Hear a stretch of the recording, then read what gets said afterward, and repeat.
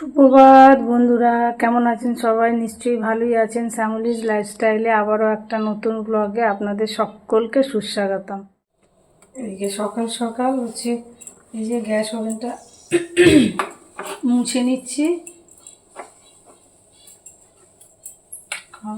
বাসি গ্যাসে তো রান্না করতে নেই।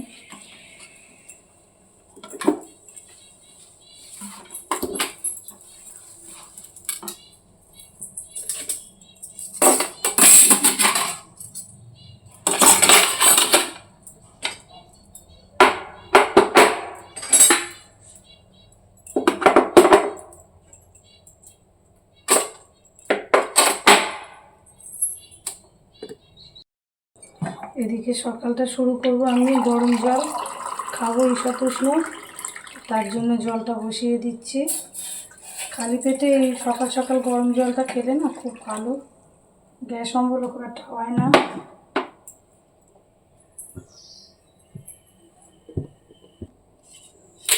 গরম জল আমার হয়ে গেছে, এর মধ্যে দিয়ে দেবো একটু লেবুর রস।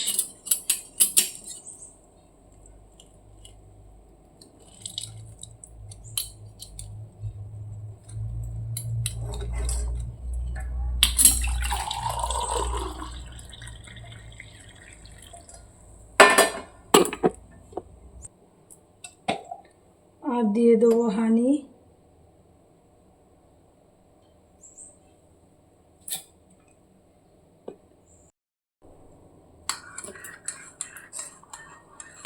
আর এই জলটা সিপ সিপ করে খেয়ে নেব। খুব ধৈর্য ধরে আস্তে আস্তে খাবো।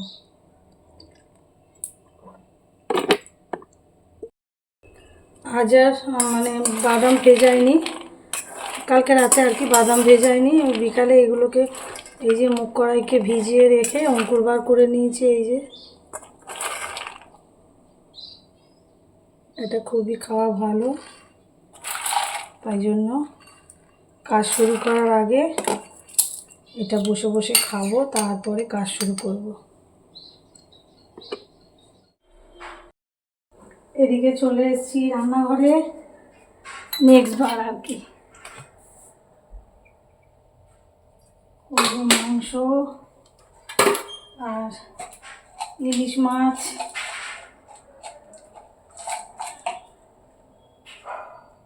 শনিবার আর সোমবার মঙ্গলবার সব নিরামিষ খেয়ে আর মানে কিছু ভালো লাগছে না। তো বাচ্চাদের তো মাংস না দিলেই রাগারাগি শুরু হয়ে যাবে, তাই জন্য ওদের জন্য এনেছে মাংস আর আমাদের জন্য এনেছে হচ্ছে মাছ, ইলিশ মাছ হবে। তো এদিকে ভাতও প্রায় নামানোর মুখে আর কি, এবার ভাত নামানোর টাইম হয়েছে। মাংসটা বসিয়ে দিয়ে ভাতটা নামাবো।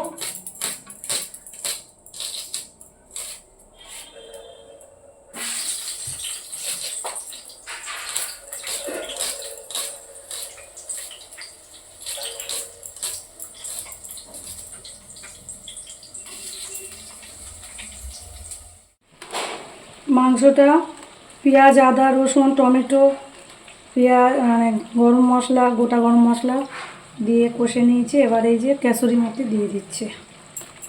কসুরি মেথি দিলে না খুব ভালো একটা টেস্ট আসে, বাচ্চারা ভালোবাসে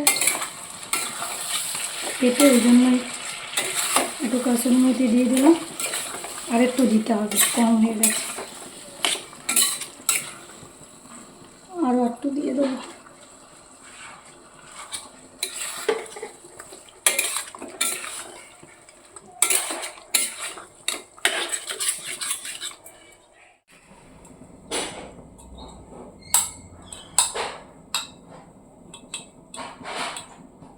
এদিকে মাংসটা তো হচ্ছে, মাঝখানে হচ্ছে মাছটাও বসিয়ে দিচ্ছি।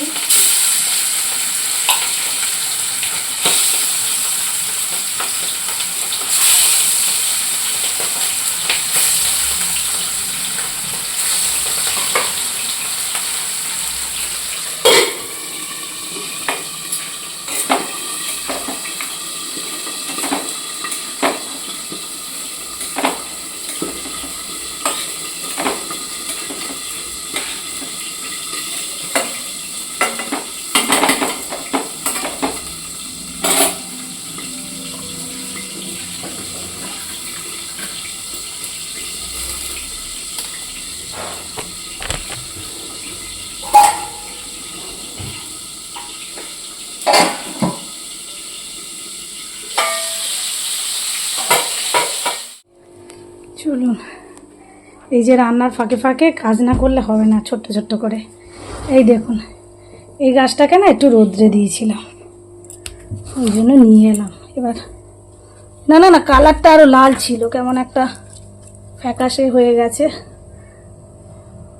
কিন্তু এই গাছটা এত সুন্দর দেখতে, ঘরে রাখতে তো ভালোই লাগে। যাই হোক, মাঝে মাঝে একটু রোদে দেবো, এই বর্ষায় তো বেশি দেখলাম কালারটা চলে গেছে। যাই হোক, আর এই যে আমার টেবিলটা আজকে এইভাবে গুছিয়ে নিয়েছি, একটু চেঞ্জ করার জন্য। টেবিলটা দেখতে ভালো লাগছে, দেখুন। আমরা যদি এরকম করে ছোট্ট ছোট্ট করে চেঞ্জ করতে থাকি না, আস্তে আস্তে বাড়িটা অনেক সুন্দর হয়ে যায়, তাই না বলুন? ভালো লাগছে আমার টেবিলটা, আমার নিজের কাছে ভালো লাগছে। যাই হোক, আমার ছেলে খুব এসে খুশি হয়ে যাবে, আমার বড় ছেলে আর কি, খুব খুশি হয়ে যাবে। কেন জানেন? এই যে জুস খাওয়ার যে বোতল, এই গ্লাস, তারপর এই যে স্ট্রগুলো যে এখানে রেখে দিয়েছে, এটাতে খুব খুশি। নাহলে যে নিয়ে নিয়ে আসতে হয়, জুস বানিয়ে খায় বা গ্লুকন-ডি খায়, তো সেই কারণে এগুলো এখানে রেখেছে। আরও আছে কয়েকটা, ওই যে ধোয়া আছে, সেগুলো আর রাখা হয়নি। হাতের সামনে দুটো পেয়েছি, রেখেছি আপাতত। চলুন যাওয়া যাক। রান্না করতে করতে ওই শোকেসটা দেখিয়ে দিই। এই যে আগের দিন পরিষ্কার করেছিলাম, কি ভালো পরিষ্কার হয়েছে দেখুন। ওই যে আমি তৈরি করি না যে লিকুইডটা, ওটা দিয়ে আমি পরিষ্কার করেছি। একদম কালো কালো হয়ে গেছিলো, একদম প্রেশারই দিতে হলো না, একটু কসবাইটের একটু স্প্রে করে দিয়ে কসবাইট দিয়ে ঘষেছি, ঘষতেই পরিষ্কার হয়ে গেছে। আপনারা দেখে নেবেন আমার চ্যানেলে আমি কি লিকুইড ইউজ করি, নিজেই তৈরি করে নিই। যাই হোক, ওইটা দিয়ে করেছি পরিষ্কার। তো এই ওপরে মশলা ছিল, তাই জন্যে খুব ময়লা হয়ে গেছিলো। তো এখন আর মশলা রাখছি না, এই যে বাটি, গ্লাস, এইগুলোই রাখছি, কাপ, মানে সবসময় প্রয়োজনীয় যেগুলো সেগুলো এখানে রেখেছি। আর রেখেছি এই যে মধু, মিনিস, তারপর এই যে চায়ের সব আইটেম, এই যে চা দুধ, এই যে চিনি, সব এর মধ্যে মশলা, সব কিছু এইটার মধ্যে রাখছি। এখন দেখা যাক, এটা বেশি ময়লা হয়ে যায়, ওর মধ্যে ওই যে নেট টাইপের জিনিসটা দেওয়া আছে না, সেই কারণেই আর কি কালোটা হয়ে যাচ্ছে, মানে ময়লা হয়ে যাচ্ছিল। দেখো, ওটা খুলে দিয়েছি। এবার এই যে এটা এখানে বাসনগুলো এখানে রেখে দিয়েছি। এই যে থালা, এটা থালারই আইটেম, মানে জায়গা আর কি শোকেসটা, তো সেটাই যেভাবে গুছিয়ে রেখেছি।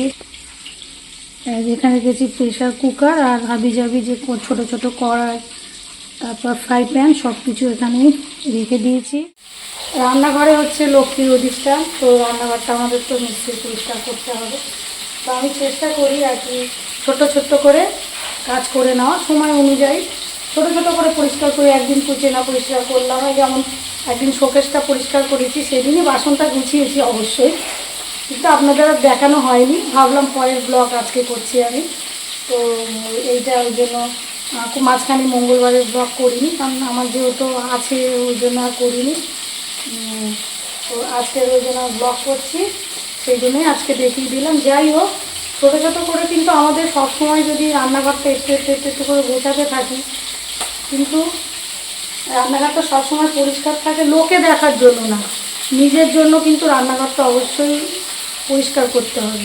কারণ একসাথে অনেক জিনিস হয়ে গেলে না, এত মাথাটা এত মানে গোলমাল হয়ে যায়, কী করবো না করবো।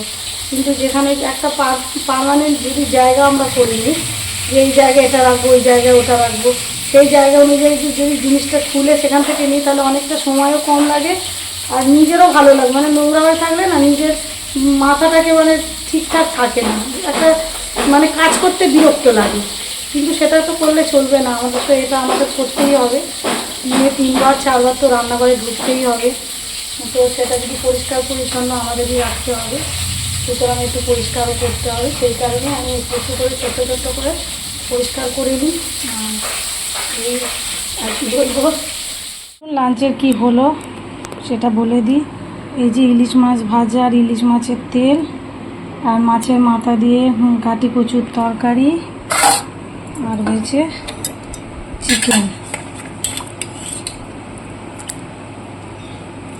এটাই আজকে লাঞ্চে আছে। তো ta-ta bye bye, see you again, আবার দেখা হবে নেক্সট ব্লগে, টাটা।